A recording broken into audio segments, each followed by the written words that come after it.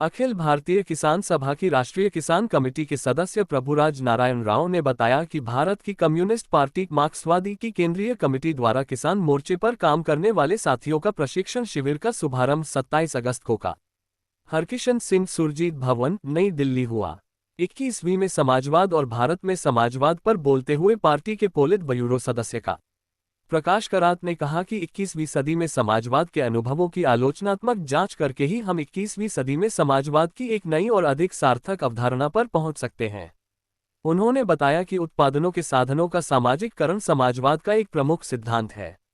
इसके लिए उत्पादन के स्वामित्व के पूंजीवादी स्वरूपों को सामाजिक स्वामित्व द्वारा बदला जाना आवश्यक है। उन्होंने कहा कि नवोदारवादी और अन्य प्रतिक्रियावादी विचारधाराओं के खिलाफ वैचारिक संघर्ष में भारतीय परिस्थितियों में समाजवाद की वैकल्पिक दृष्टि का प्रचार प्रसार एक अनिवार्य हिस्सा होना चाहिए। नवोदारवादी पूंजीवाद और साम्राज्यवाद के खिलाफ लड़ाई को पूर्ण बनाने के लिए विकल्प के रूप में प्रस्तुत समाजवाद के लिए एक सुसंगत रास्ता आवश्यक है। इसकी अनुपस्थिति एक सुधारवादी समझ को जन्म देगी कि नवोदारवादी पूंजीवाद को सुधारित पूंजीवादी व्यवस्था द्वारा प्रतिस्थापित किया जा सकता है। मार्क्सवादी सामाजिक लोकतंत्रवादियों की तरह सुधारित पूंजीवाद के लिए नहीं लड़ सकते। उन्हें पूंजीवाद को ही समाप्त करने और इसे एक नए समाजवादी समाज के साथ बदलने का प्रयास करना होगा। उन्होंने बताया कि समाजवाद उत्पादन के साधनों के सामाजिककरण पर आधारित है। इसका मतलब है कि उद्योग, कृषि, सेवा, प्रौद्योगिकी क्षेत्रों के सामाजिक स्वामित्व को सुनिश्चित करना है। दूसरे सत्र में भारतीय संदर्भ में द्वंद्वात्मक ऐतिहासिक भौतिकवाद पर शिक्षण का कार्य का बादल सरोज ने किया। उन्होंने कहा कि दर्शन का बुनियादी प्रश्न हमेशा से अस्तित्व और उसके कारण को तय करने से जुड़ा रहा। दार्शनिक भाषा में इसमें से पहले कौन आया, पदार्थ या चेतना? भौतिक जगत पहले है या चेतना? दुनिया भर में दर्शन का बंटवारा उसी आधार को लेकर हुआ, जिनके अनुसार चेतना पहले थी। इसका मतलब कोई है जो ये सब रचा है।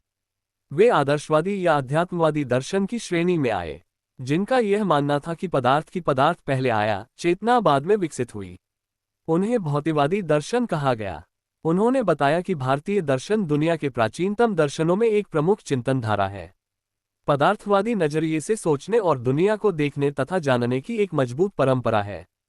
भारतीय प्रायद्वीप की दार्शनिक परंपरा में हमेशा मौजूद रहा है। आदर्शवादी दर्शन के कट्टर समर्थक सर्वपल्ली डॉक्टर राधाकृष्णन खुद मानते हैं कि भारत में भौतिकवाद उतना ही पुराना है जितना दर्शन। भारतीय चिंतन परंपरा में वह बुद्ध के पूर्व के समय भी मौजूद था। इसके बीजाणु ऋग्वेद के सूक्त में भी मिलते हैं। ऋग्वेद के 10वें मंडल का 129वां सूक्त। बृहस्पति, जो ऋग्वेद के देवताओं के गुरु हैं, वे भौतिकवाद के प्रणेता हैं। वे ईश्वर के अस्तित्व से इनकार करते हैं, आत्मा की अमरता और मृत्यु के बाद जीवन की अवधारणा को असत्य और गलत मानते हैं।